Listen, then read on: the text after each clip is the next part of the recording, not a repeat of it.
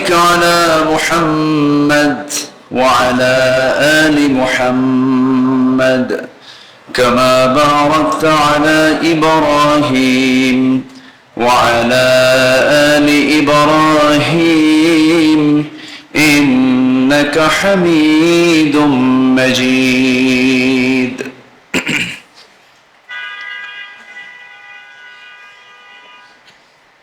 সম্মানিত মুসল্লিবৃন্দ, আসসালামু আলাইকুম ওয়া রাহমাতুল্লাহি ওয়া বারাকাতুহু। সবাই কেমন আছেন? জি, আমাকে প্রশ্ন করে ফেলেছেন। আল্লাহ তাআলার মেহেরবানি, আল্লাহ তাআলা আমাকে আপনার মতোই আপনার কাতারেই রেখেছেন। বলছি আলহামদুলিল্লাহ। মহান রব্বুল আলামিনের শুকরিয়া যে মহান আল্লাহ সুবহানাহু ওয়া তাআলা আমাকে আপনাকে 7 দিনের শ্রেষ্ঠ দিন, শ্রেষ্ঠবার, জুমাবারের গুরুত্বপূর্ণ যে সম্মিলিত কাজ, জুমার দিনের 2 রাকাত ফরজ সালাত আদায়ের লক্ষ্যে আমরা সেই মহান রবের মেহমান হয়ে, কারণ তার ঘরেই তো এসেছি আমরা, তার ঘরে আসলে সে ঘর আলোর কি হয়ে যায়? মেহমান হয়ে যায়। আমরা মেহমান হতে পেরেছি সেই মহান রবের, আসতে পেরেছি জান্নাতের এমন একটি সুন্দর টুকরায়। শুকরিয়া আদায় করছি, মুহাব্বাতান বলে উঠছি আলহামদুলিল্লাহ। আবারও বলছি আলহামদুলিল্লাহ।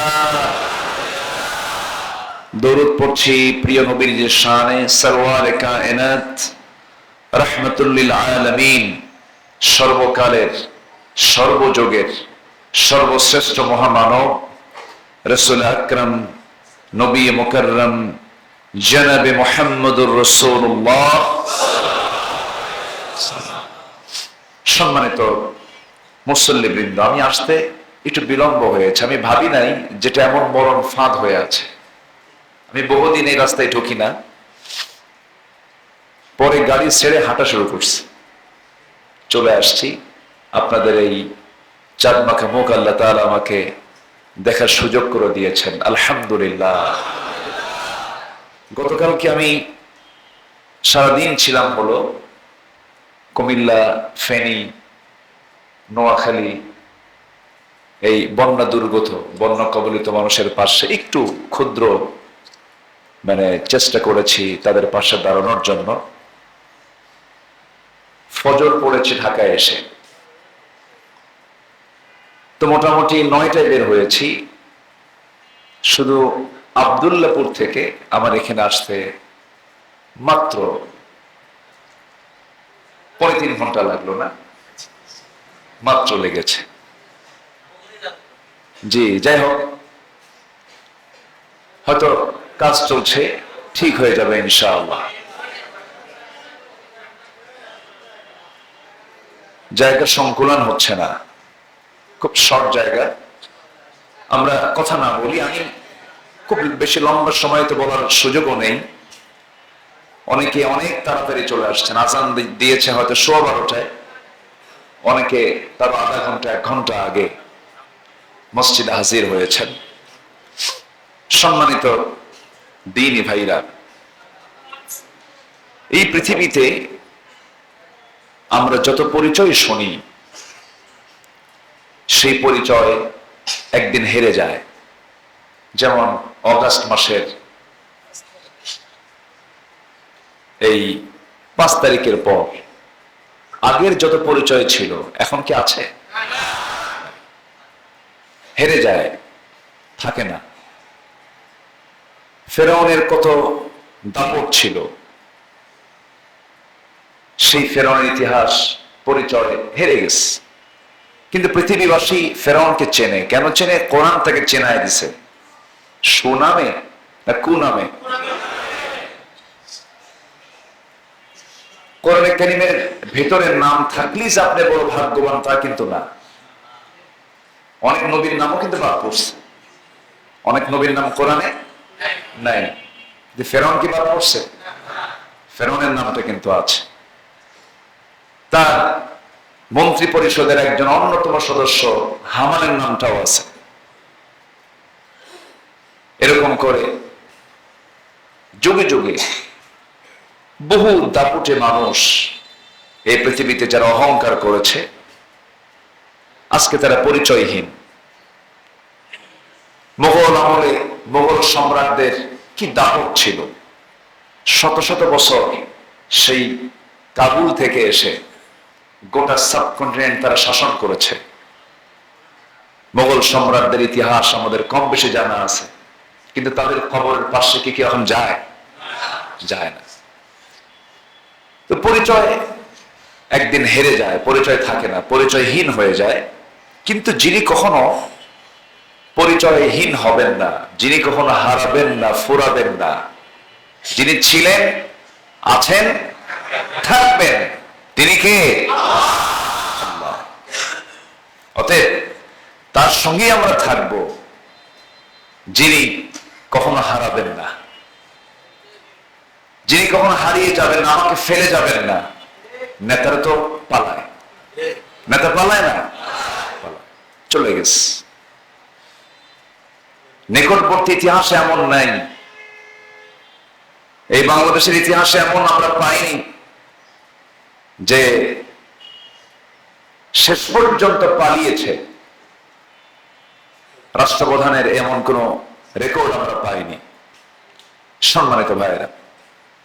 কিন্তু যিনি কখন আমাকে ফেলে যাবেন না, আমাকে কখন অবহেলা করবেন না, যিনি আমাকে মাফ করার জন্য অস্থির হয়ে থাকেন, তিনি আমার কে? শ্রী মহান রব্বুল আলামিনের পরিচয় যদি আমরা জানতে চাই, গোটা কোরআনের 3 ভাগের 1 ভাগ জুড়ে আমরা তার পরিচয়টা পেয়ে যাব। আল্লাহ রাব্বুল আলামিন তার নিজের পরিচয় দিয়েছেন বহু জায়গায়, বহুভাবে দিয়েছেন। এক জায়গায় তিনি বলছেন, হুয়াল আউয়ালু ওয়াল আখিরু ওয়ায-যাহিরু ওয়াল বাতিন ওয়া হুয়া বিকুল্লি শাইইন আলীম। তিনি প্রথম, তিনি শেষ, তিনি প্রকাশ্য, তিনি গোপন। সকল ক্ষমতার উৎসকে, আসতে বলেন, সকল ক্ষমতার উৎস তিনি কে? আল্লাহ। আল্লাহ রাব্বুল আলামিন তার নিজের পরিচয় এক জায়গায় দিচ্ছেন। কোরআনে কারীমের সবচেয়ে শ্রেষ্ঠ আয়াত আল্লাহ রাব্বুল আলামিন দিয়েছেন, যারা পারেন ঠোঁট মিলিয়ে বলুন, আল্লাহু লা ইলাহা ইল্লা হুয়াল হাইয়ুল কাইয়্যুম লা তা'খুযুহু সিনাতুন ওয়ালা নাওম। আরেক জায়গায় আল্লাহ রাব্বুল আলামিন বলেন, হুয়াল্লাহুল্লাযী লা ইলাহা ইল্লা হু আলিমুল গায়বি ওয়াশ শাহাদাহ। এরকম করে আল্লাহ রাব্বুল আলামিন বহু জায়গায় তার পরিচয় তিনি দিয়েছেন। আরেক জায়গায় বলছেন, তাবারাকাল্লাযী জাআলা ফিস সামাই বুরুজাও وجعل فيها سراجا وقمرا منيرا। আরেক জায়গায় বলছেন, তাবারাকাল্লাযী বিয়াদিহিল মুলকু ওয়া হুয়া আলা কুল্লি শাইইন কাদির الذي خلق الموت والحياة ليبلوكم أيكم أحسن عملا وهو العزيز الغفور। এরকম করে আল্লাহ তাআলার পরিচয় আমরা বিভিন্ন জায়গায় পাই, কিন্তু তার পরিচয়টা হলো তিনি কখনো হেরে যাবেন না, তিনি আমাকে ছাড়বেন না, আমিও তাকে ছাড়তে পারবো না। সম্মানিত ভাইয়েরা, কেমন করে আমরা 17 বছর কাটালাম। আমার জীবনে আমার 40টা বসন্ত পার করেছি, এর 22টি বসন্তই মামলায় কেটেছে। 1996 টু 2000, আবার 2009 থেকে 8 শেষ থেকে 2000 24-এর 4 আগস্ট পর্যন্ত শুধু উকিল আমাকে জানিয়ে দিতেন অমুক তারিখে আপনার হাজিরা, মানে বড় একখান চাকরি। সম্মানিত ভাইয়েরা, সম্মানিত বন্ধুগণ, আমার দিকে তাকান, আমার দিকে তাকান। সাইয়েদনা ওমর ফারুক রাদিয়াল্লাহু তাআলা আনহু, প্রথম খলিফা সাইয়েদনা আবু বকর সিদ্দিক রাদিয়াল্লাহু তাআলা আনহুর শাসনামল 2 বছর তিনি মদিনার গভর্নরের দায়িত্ব পালন করলেন, হাকিমের দায়িত্ব, বিচারকের দায়িত্ব পালন করলেন। এই 2 বছর তিনি বিচারালয়ে গেলেন, আসলেন। 2 বছর পার করার পর তিনি আফসোস করে বলছেন, 2টা বছর আমি বিচারপতির ভূমিকা, বিচারপতির দায়িত্ব পালন করলাম, কিন্তু একটা আসামির বিচার করতে পারলাম না, কারণ আসামি নাই, মামলাই নাই। আল্লাহু আকবার বলবেন না? বিগত 17 বছর তো মামলা ছিল না, ছিল। যদি বলি গোটা দেশ ছিল একটা কারাগার, ভুল হবে? আর সেই কারাগারের কয়েদি ছিল 18 কোটি দেশের জনগণ। সম্মানিত ভাইয়েরা, সবকিছুর শেষ আছে, শেষ আছে না নাই? আল্লাহ আছেন না? ছিলেন না? থাকবেন না? জুলুম থাকবে না, জালিম থাকবে না। জুলুমতন্ত্র দিয়ে কখনো আল্লাহর শ্রেষ্ঠ সৃষ্টি মানুষকে দমিয়ে রাখা যায় না। মাজলুমের ফরিয়াদ কবুল করেন কে? আল্লাহ তাআলা। সম্মানিত ভাইয়েরা, সঙ্গে থাকলে সঙ্গী, বিরুদ্ধে গেলেই জঙ্গি। আমরা তো এটাই পেয়েছি, তাই না? সঙ্গে থাকলে সঙ্গী, বিরুদ্ধে গেলে জঙ্গি, চাইলে অধিকার, বানিয়ে দেয় রাজাকার। আর এই কাজ খেলা শেষ, সংখ্যালঘু কার্ড খেলা শেষ। বহু কিছুই তারা খেলেছে, আর হচ্ছে না। ফেরাউন চেয়েছিল তার ক্ষমতাকে পাকাপোক্ত করার জন্য অনেক কিছু, আসমানি কিতাবে আগুন ধরিয়েছিল। মূসা আলাইহিস সালামকে সাগরে চুবিয়ে মারতে চেয়েছিল, অনেক চেষ্টা ফেরাউন করেছিল। শেষ পর্যন্ত বিজয় হয়েছে ফেরাউনের না মূসার? বিজয় হয়েছে জালিমের না মাজলুমের? মাজলুমের পক্ষে কে আছেন? আল্লাহ আছেন। এই পৃথিবীর সেরা মাজলুম ছিলেন জনাবে মুহাম্মদুর রাসূলুল্লাহ। তার চেয়ে বড় মাজলুম মানুষ পৃথিবীতে আর আসবে না। কত বড় তিনি মাজলুম ছিলেন, এবং আল্লাহ তাআলা তাকে অসহায়ত্ব নিয়ে দুনিয়াতে পাঠিয়ে দিয়েছেন।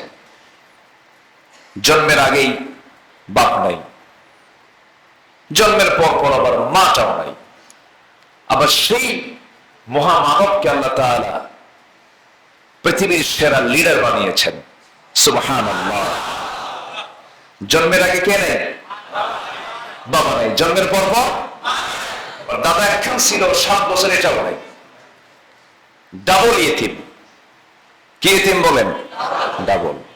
প্রকৃত ইতিম হলো যারা বাবাকে হারায়, নাবালক বয়সে এমন কন্ডিশন থাকবে যার, ওটাকে ইতিম বলে। আমার দেশে আবার বুড়া মানুষ ইতিম হয়, আছে না? মাইক নিয়ে বলে, ভাই আমি তো ইতিম, বয়স 70 বছর। হ্যাঁ, ইতিম ওকে বলে না। ইতিম বলে হচ্ছে যার বয়স নবজাতক থেকে 14 থেকে 15 বছর পর্যন্ত, ওই সময় যদি সে তার বাবা হারা থাকে, ওই শিশুটাকে বলা হয় কি? এতিম। মা মারা গেলে এতিম হয় না। কে মারা গেলে এতিম হয়? বাবা। এতিমের সম্পর্ক কার সাথে? বাবার মৃত্যুর সাথে। এটা আমরা অনেকে জানি না, এই জন্য কথাটা একটু বলে ফেললাম। আবার স্বজন হারানোর বেদনা শোনেন না আপনারা? এই ওয়াজটা 17 বছর শুনছি। বেদনা তো আমাদের সবারই আছে। বিশেষ করে হসপিটালে গেলে এই চিত্রগুলো আমরা এখন দেখতে পাচ্ছি। চোখ নাই, হাত নাই, পা নাই, অঙ্গহানি হয়ে কাতরাচ্ছে হসপিটালের বেডগুলোতে, মানবতার জীবন যাপন করছে। কি কষ্ট তাদের, চরম কষ্ট। এই কষ্টগুলো দিল কারা? জালিমের জুলুমকে প্রশ্রয় দেওয়ার কোনো সুযোগ দেওয়া যাবে না। জালিমকে সাহায্য করতে হবে বলেছেন মুহাম্মদ সাল্লাল্লাহু আলাইহি ওয়াসাল্লাম। কেমন করে সাহায্য করবেন? সেজন্য জুলুম না করতে পারে। আমরা খেয়াল করব, জোরে বলি ইনশাআল্লাহ। তাহলে এই পৃথিবীর সেরা মাজলুম ছিলেন এক নম্বরে, টপ ওয়ান, তিনি কে? মুহাম্মদুর রাসূলুল্লাহ সাল্লাল্লাহু আলাইহি ওয়াসাল্লাম। তো তার জীবন থেকে আমরা কিছু কথা শুনবো। কেন জানেন? আমার দেশে ঠিক এই মুহূর্তে আমরা একটার অভাবে আছি, সেটা হলো সৎ নেতৃত্বের অভাব। ঠিক কিনা? একটা দ্বিধাদ্বন্দ্বের মধ্যে আছি আমরা, কোন আদর্শের দিকে যাব। কেউ তো জাতীয়তাবাদ নিয়ে আছে, কেউ সেকুলার নিয়ে আছে, কেউ বাবারটা নিয়ে আছে, কেউ স্বামীরটা নিয়ে আছে, বিভিন্ন চেতনা নিয়ে ঘুরঘুর করছে। কিন্তু আমি মুসলিম, আমার ধর্ম ইসলাম, আমার আদর্শ কি হবে, আমার চেতনা কি হবে, আমি কোন পথে চলবো, আমার মূল নেতৃত্ব আমি কোন জায়গা থেকে গ্রহণ করব, এই সমস্ত বিষয় আমাদের এই প্রেজেন্ট টাইমে আমাদের একটু জানার দরকার আছে না নাই? এখন তো প্রযুক্তির যুগ, মিডিয়ার যুগ, কথাগুলো খুব দ্রুত ছড়িয়ে পড়ে গোটা পৃথিবীময়। সম্মানিত ভাইয়েরা, আল্লাহ তাআলা এটা সিলেকশন করেছেন, বলে দিয়েছেন তোমাদের জন্য আদর্শের বাস্তব নমুনা দুজন হবে না, তোমাদের জন্য আদর্শের বাস্তব নমুনা হবে একজন। সেই মহান ব্যক্তিকে মুহাম্মদুর রাসূলুল্লাহ সাল্লাল্লাহু আলাইহি ওয়াসাল্লাম। তিনি হবেন তোমাদের আদর্শের বাস্তব নমুনা। মানে তিনি হচ্ছেন ওজন করা ব্যক্তি, তাকে দিয়ে আমরা ওজন করব। ওনার সঙ্গে মিলে কারে? আমার নবীর সাথে কাকে মিলানো যায়? আমার নবীর সাথে কোন ব্যক্তিটার সিরাত মিল আছে, চারিত্রিক মিল আছে? আমার নবীর দলটা কে করে? আমার নবীর সুন্নতকে কে মানে? কোন নেতা আমার নবীর আদর্শকে সমাজে বাস্তবায়ন করার জন্য চেষ্টা চালায়? এবং চিন্তা চেতনা কারা লালন করে, আমরা তাদের কি মানতে চাই? আসতে বলবেন না? আমরা তাদের কি মানবো, যাকে নিয়ে আমরা হাসরে উঠবো? ঠিক কিনা? আমরা তাকেই মানবো যাকে নিয়ে আমরা, সেই নেতাকে নিয়ে আমরা আল্লাহর সামনে দাঁড়িয়ে যাব। ইয়াওমা নাদউ কুল্লা উনাসিম বিইমামিহিম। হাসরের ময়দানে সেদিন প্রত্যেক নেতা তার কর্মী সহ উপস্থিত হবে কার সামনে? আল্লাহর সামনে। তাহলে সে নেতা যদি বিড়ি খায় মানা যাবে? গাঁজা খায়, ইয়াবার সাপ্লায়ার হয়, ও যে বদি মিয়া, বদি আছে না, বদি ইয়াবার সম্রাট, খুব লাফালাফি করছে। আরেকজন তো খেলা হবে সারা জীবন বললেন, উনি এখন কই আল্লাহ জানে। কিছু কথা আমাদের কানে আসলে একটু হাসি পেত, এই কথাগুলো শোনা থেকে জাতি এখন বঞ্চিত। সে থাকলে মাঝে মাঝে একটু পাগলের প্রণাম কিছু কথা হতো না, একটু শুনতে পেতাম মাঝে মাঝে। এইসব কথাগুলো আর শুনতে পাচ্ছে না জাতি। সম্মানিত ভাইয়েরা, সম্মানিত বন্ধুগণ, তাহলে বিশ্বের সেরা মানুষ যাকে আল্লাহ তাআলা আদর্শের বাস্তব নমুনা করে পাঠালেন, সেই সেরা মানুষটা কি নিরাপদে ছিলেন না জুলুমের শিকার ছিলেন? কিসের শিকার ছিলেন বলেন? তিনি কি নিজের পিছনে নিরাপদে থাকতে পেরেছেন? নিজের দেশে টিকতে পেরেছিলেন? তিনি কি আধারে নিরাপত্তার পাহারা ছাড়া থাকতে পেরেছেন? যুদ্ধের ময়দানে তিনি একটু বিশ্রামে যাবেন, সাহাবীদেরকে বললেন তোমরা আমার তাবু পাহারা দাও। কেন? আমার নবীর শত্রু ছিল কি ছিল না? ছিল কি ছিল না? কেন থাকবে? তিনি তো সৎ মানুষ ছিলেন। তিনি তো মিথ্যা বলেন নাই যে মক্কার মানুষ কাফের হওয়ার পরেও আমার নবীজির নবুয়ত প্রাপ্তির পর ওই কাফের মুশরিকরা আমার নবীর হাতে আমানত রাখত।